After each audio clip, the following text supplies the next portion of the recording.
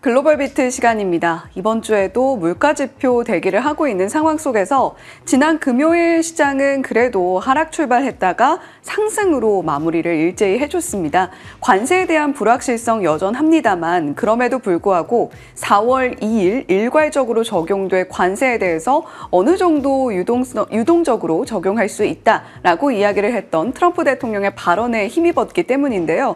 이번 주에도 여러 가지 이슈들이 쏟아질 것으로 보입니다. 저희와 함께 차근차근 대응해 나가시죠. 네, 말씀 주신 것처럼 금요일에는 장중에 변동을 유발했던 핵심적인 요인들이 두 가지가 있었는데요. 시장 흐름 함께 확인해 보시죠. 장 초반에 약세로 출발을 했었습니다. 그런데 낙폭을 줄이고 막판에 결국으로 상승으로 반전을 시켜냈죠. 3대 지수 일제히 약보합 마감한 가운데 나스닥 지수가 0.5% 상대적인 탄력도가 가장 좋았습니다. 이 변동 요인들을 확인해 보자면 일단 최근 며칠간 좀 잠잠했던 트럼프의 입에서 관세와 관련한 발언이 다시금 나온 점, 장 초반에는 부담으로 작용을 했습니다. 어떠한 언급이 있었는지 영상으로 먼저 준비를 했습니다. 함께 보시죠. April 2nd is going to be Liberation Day for America. We've been ripped off by every country in the world, friend and foe. We've been ripped off on trade. We've been ripped off on military. We protect people and they don't do anything for us. It's just so unfair for years and years. And now some of that money is going to be coming back to us in the form of tariffs. I mean, tens of billions. It's going to be numbers like nobody's ever seen.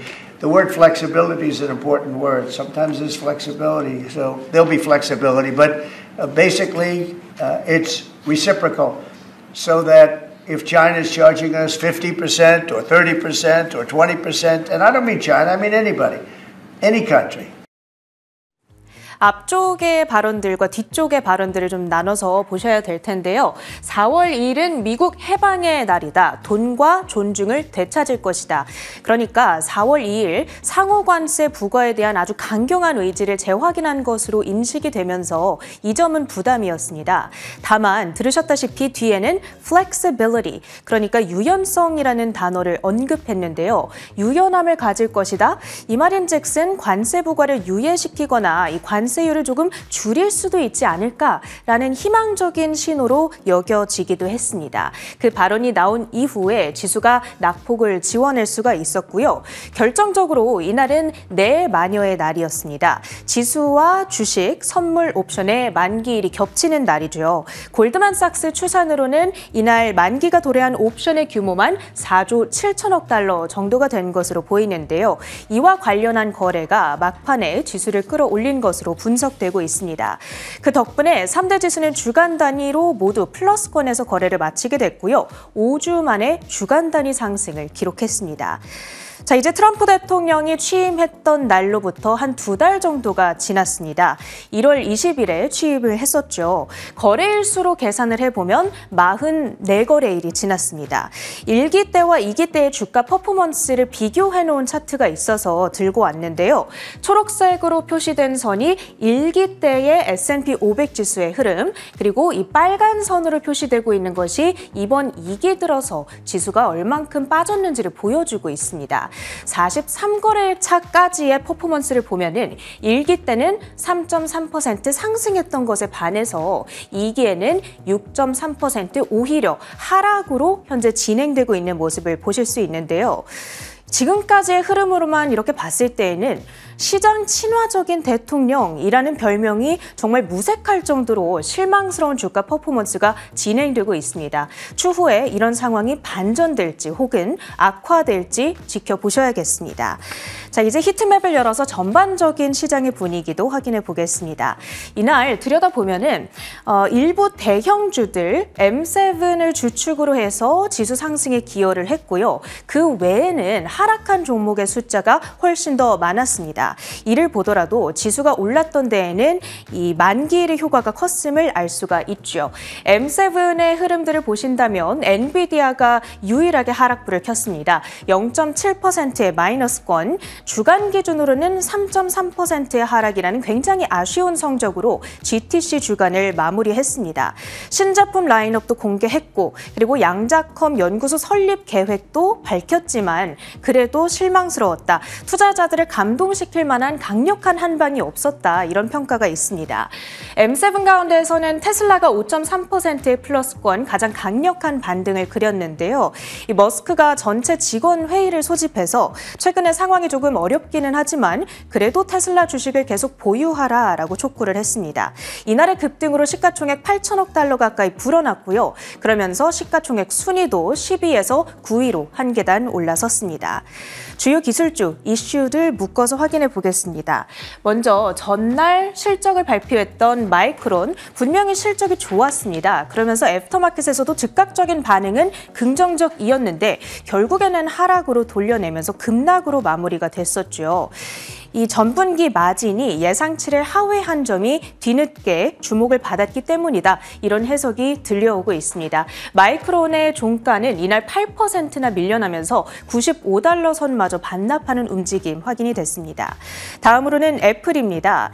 애플이 아이폰 유저들로부터 피소를 당했습니다. AI 기능 탑재가 지연된다라는 발표를 이로부터 며칠 전 전했던 애플인데 이것이 허위 광고 그리고 불공정 경쟁에 해당한다는 유저들의 주장이 나오고 있습니다. 하지만 이날 주가로의 영향은 크지 않았고요.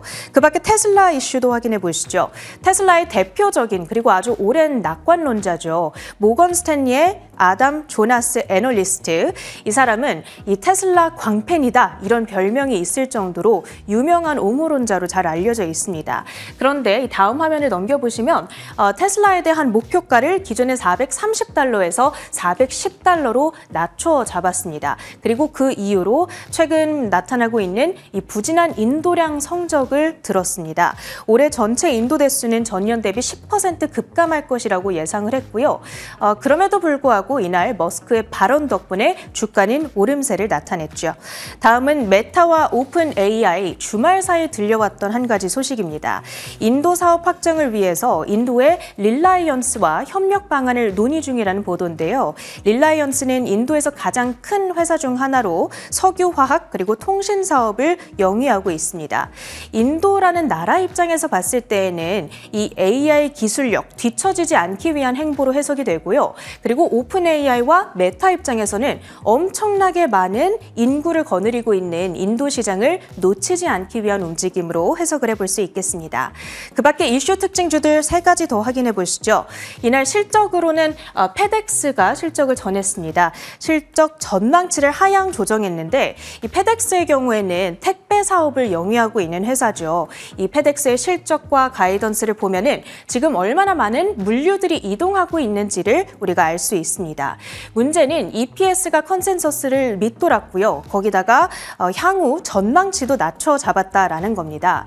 이런 부분들이 지금 미국 경기에 대한 우려감을 일부 키웠다는 점, 시장 전반적인 투심에 부정적이었고요. 그러다 보니 페덱스의 주가 역시도 급락으로 진행이 됐습니다. 6.5% 밀려나면서 230달러 선에 이날 종가를 형성하고요. 그리고 경쟁사인 UPS의 주가 역시도 1.6% 밀려났습니다. 다음은 보잉입니다. 이 미국 정부의 차세대 전투기 사업자로 선정됐다는 소식이 들려왔습니다. 그러면서 보잉의 주가 3% 이상 상승을 했고요. 그동안 이 역할을 해왔던 경쟁사 로키드 마틴은 6% 이상의 급락으로 진행이 됐습니다.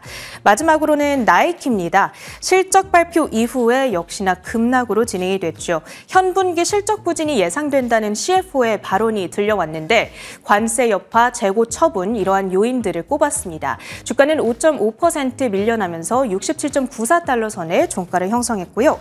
마지막으로 한 주간의 일정까지 점검을 해보시죠. 이번 주 가장 중요한 변수는 다음 주에 발표될 상호 관세가 될 것으로 보입니다. 이제 다음 주 수요일이면 4월 2일 발표가 될 텐데 그 전에 대략적인 윤곽이 이번 주 중에 드러나지 않을까. 이에 따라서 시장 변동성 주의를 해보셔야겠고요. 주요 경제 지표로는 25일 컨퍼런스 보드의 소비자 소비자 신뢰 지수가 발표됩니다. 여기서 드러나는 소비자 심리가 최근 증시 하락 요인으로 작용하기도 했던 만큼 이번에 개선되는지 여부가 중요하겠고요. 27일에는 4분기 GDP 성장률 확정치, 28일에는 연준이 선호하는 이 PC 물가 지수가 발표됩니다. 그 밖에 기업 실적으로는 월요일 오클로, 화요일 게임스탑, 수요일 달러트리, 목요일에는 룰루레몬 체크해 주시면 좋겠습니다. 지금부터는 주요한 외신 헤드라인들 살펴보시죠. 네, 이번 주 주요 일정 살펴보고 오셨는데요. 체린 앵커가 전해준 것처럼 이번 주는 관세 물밑 협상이 굉장히 활발하게 진행될 한 주가 될 것으로 보입니다. 지난 금요일에서 주말 사이 들려온 소식들도 미국과 중국 사이에 무언가 미롤 회동이 점차적으로 좀 늘어나지 않을까 이런 아이디어로 이어지게 되는 헤드라인들이 많았는데요. 트럼프 대통령이 상호 관세에 있어서 유연성이 있을 것이다라는 발언으로 금요일 증시를 끌어올린 것과 함께 트럼프 대통령을 지지했던 미국의 공화당 상원 의원들 7명이 리커창 중국 총리와 회동했다라는 소식도 주말 사이에 들려왔습니다. 관세 관련해서 이번 주 안에 미국과 중국 사이에 어떤 변화가 감지될 수 있을 것인가 지켜보시면 좋겠고요. 자, 그리고 트럼프 대통령의 관세 위협은 어쨌거나 지속 중입니다. 이에 따라서 달러 인덱스가 104선을 한때 돌파하기도 했는데 한동안 조금 안정을 찾아가는가 했던 우리 환율 수준에도 영향을 미칠 수 있는 만큼 예의주시하셔야 되겠죠.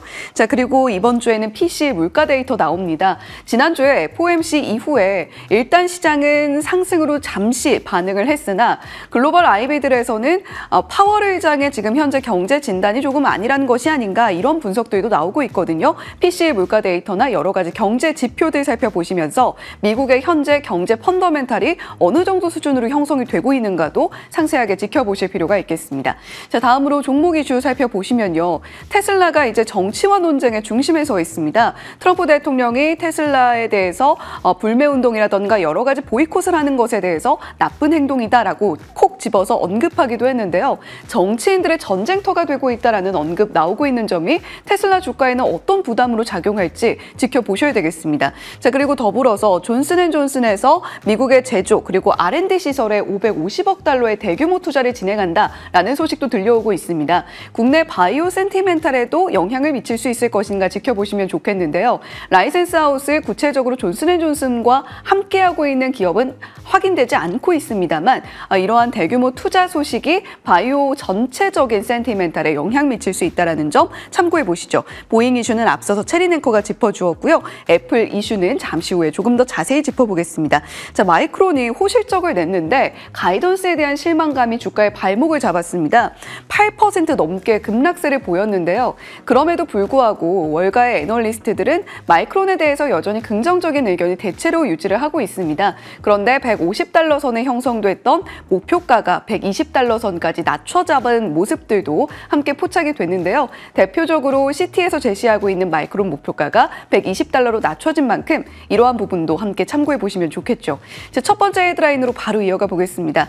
자, 이번에는 닷컴 버블이 지금 소환되고 있는 이 증시의 망령들 어떻게 좀 분석을 해보면 좋을지 자세한 월가 IB 의견들 정리를 해봤는데요. 주요 내용 먼저 살펴보시죠. 금요일 미증시가 상승 마감했지만 최근 AI로 촉발됐던 랠리의 조정이 나오면서 25년 전 약 5년간 이어진 닷컴 버블과 현재의 조정을 비교하는 시각이 나오고 있습니다. S&P 500 지수가 2022년 10월 저점에서 지난달 최고점까지 72% 급등한 이후 나스닥 100 지수는 10% 이상 하락해 조정 국면에 접어들었고 S&P 500도 한때 10% 이상 떨어진 데 따른 여파입니다. 이에 월가에서는 단기 조정론, 장기 약세론 등 다양한 관점이 나타나고 있습니다. 닷컴 버블 당시의 모습과 그리고 현재의 모습 한번 비교를 해볼까요? 하얀 선이 닷컴 버블 당시의 시장의 흐름이고요. 그리고 지금 현재 파란 색깔이 AI 랠리가 촉발을 했던 증시의 모습입니다. 상당히 큰 차이가 있죠. 이에 따라서 닷컴 버블과 현재 조정을 비교하는 것은 상당한 무리가 있다라는 분석이 나오고 있습니다. 구체적으로 어떤 비교들이 나오고 있는지 다음 장 이어서 살펴보시면요. 닷컴 버블 당시에는 확실히 확실한 것은 실질적으로 실적이 발표된 기업이 없었다. 실적이 반영이 되는 숫자가 찍히는 모습을 보지 못했다라는 이야기 나오고 있습니다. 유사점은 물론 과열된 기대감이라던가 높은 밸류에이션이 있을 수 있겠으나 현재 AI 관련해서는 엔비디아 같은 기업들이 대표적으로 기하급수적인 매출의 상승세를 여전히 반증을 해주고 있죠. 이에 따라서 최근 조정이 여러 기대감이라던가 밸류에이션 측면에서 나타날 수는 있겠으나 장기적으로는 유망하다라는 것이 지금 현재 시장에서 나타나고 있는 전망입니다. AI 관련주 관련해서 변동성은 계속해서 늘어나고 있는 상황입니다만 유사점과 차이점을 분명히 구분하고 갈 필요는 있다라는 것이겠죠. 자, 다음 장 이어서 한 번 더 살펴보면요. 지금 뱅크 오브 아메리카에서는 방향 전환 이야기를 하고 있고요. 메릴 린치에서는 3년 차는 강세장이 이어지면 3년 차에는 조정이 나오기 마련이다라고 이야기를 하고 있습니다. 뱅크 오브 아메리카에서 제시하고 있는 지금 현재 오버웨이트 비중을 확연하게 3달 사이에 늘린 미국의 펀드 매니저들의 비율을 좀 나타내고 있는데요. 지난 12월 24일만 해도 이렇게 높은 수치를 기록하던 것이 3월 25일 기준으로는 확연하게 내려간 모습을 살펴볼 수가 있습니다. 자, 그리고 강세장을 비교한 메릴 린치의 자료인데요. 1년 차의 강세장, 2년 차의 강세장, 그리고 3년 차엔 조정이 나오다가 4년 차 자료는 조금 잘라서 4년 차에는 다시금 시장이 정상적으로 좀 오르는 모습을 평균적으로 나타냈다라는 데이터입니다. 자, 다음 기사 바로 이어가면요. 자, 그렇다면 우리가 지금 현재 미국 시장이 만약에 단기 조정이 나온다라고 생각을 한다면 어느 쪽으로 시선을 돌려야 될까라고 이야기를 할 때 중국 이야기가 최근 많이 나오고 있습니다. 아이비들 의견 그리고 실질적으로 중국이 펀더멘탈을 갖춰가면서 상승을 하고 있는 것인가 지켜보겠습니다. 연초 이후 중국 주식시장이 랠리를 펼치면서 투자자들은 중국 본토 주식이 미국 주식보다 더 높은 성과를 낼 것으로 예측하고 있습니다. 애널리스트들은 중국의 밸류에이션이 매력적으로 보이는 반면 미국 경제 상황에 대한 우려가 커지고 있다고 말했습니다.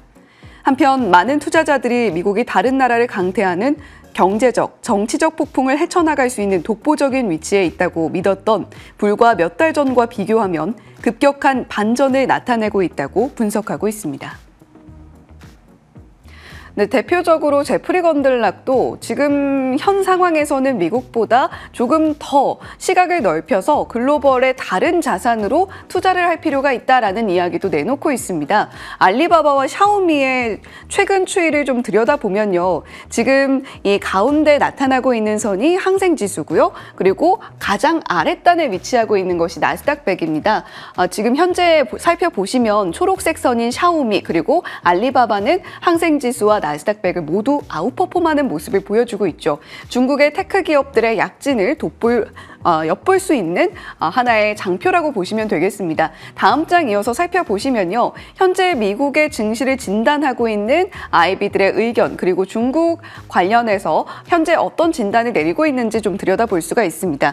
대표적으로 모건 스탠리의 마이크 윌슨 상반기 중에 미국이 최고치 경신을 또 한 번 할 수 있을까? 글쎄라고 이야기를 하고 있죠.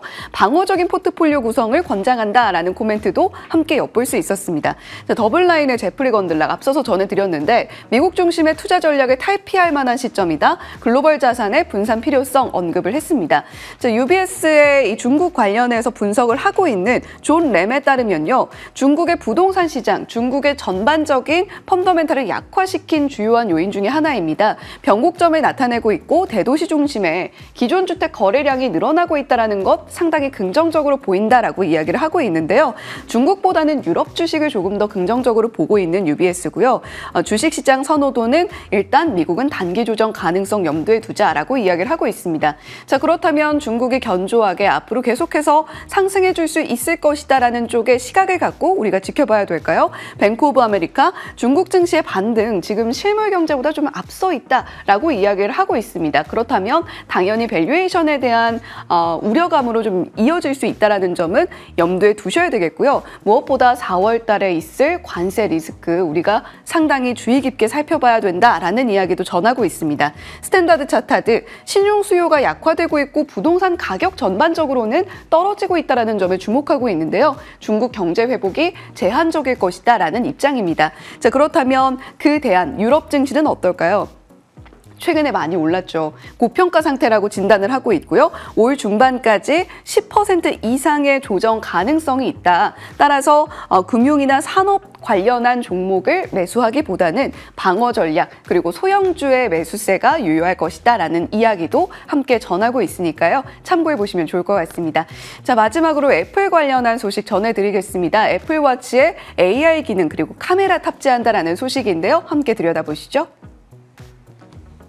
애플이 향후 2년 내에 애플워치에 카메라를 내장해 AI 기능을 강화하는 방안을 검토하고 있다고 블룸버그 통신의 IT 저널리스트 마크 거먼이 밝혔습니다. 표준 모델에서는 디스플레이 내부에, 애플워치 울트라 모델에서는 디지털 크라운과 버튼 옆 측면에 카메라를 배치하는 방안이 논의되고 있으며 이러한 카메라는 주변 환경을 인식하여 AI를 활용한 비주얼 인텔리전스 기능을 제공할 예정입니다. 네, 애플워치 모두들 알고 계실 겁니다. 바로 다음 장 이어서 살펴보시죠. 지금 AI 웨어러블 시장에 진출하겠다라는 구상인데요. 메타의 스마트 글라스, 이런 AI 웨어러블 시장이 계속해서 개화를 시도를 하고 있는데 시장의 선택을 잘 받고 있지는 못한 듯합니다. 애플이 지금 구상하고 있는 것은 크게 세 가지. 애플워치, 에어팟, 그리고 AR 글라스인데요. 애플워치와 에어팟은 이미 시장의 선택을 어느 정도 받은 웨어러블 기기라는 측면에서는 긍정적입니다. 여기에 어떻게 AI 기능과 카메라 기능을 탑재할 것인가가 관건이 되겠고 AR 글라스는 아직까지 상용화는 좀 미정이다라는 타임라인까지 체크해 보시죠. 자, 그리고 이어서 살펴보시면 애플은 참 여러 가지 루머들이 많이 양산이 됩니다. 아이폰 17 시리즈 관련해서 스펙에 대한 루머가 또 양산이 되고 있고요. 이제 TSMC 2나노 공정에 들어간다라는 소식도 전해지고 있으니까요. 애플 관련해서 투자하고 계신 분들은 참고해 보시면 좋겠습니다. 글로벌 비트 전해드렸습니다.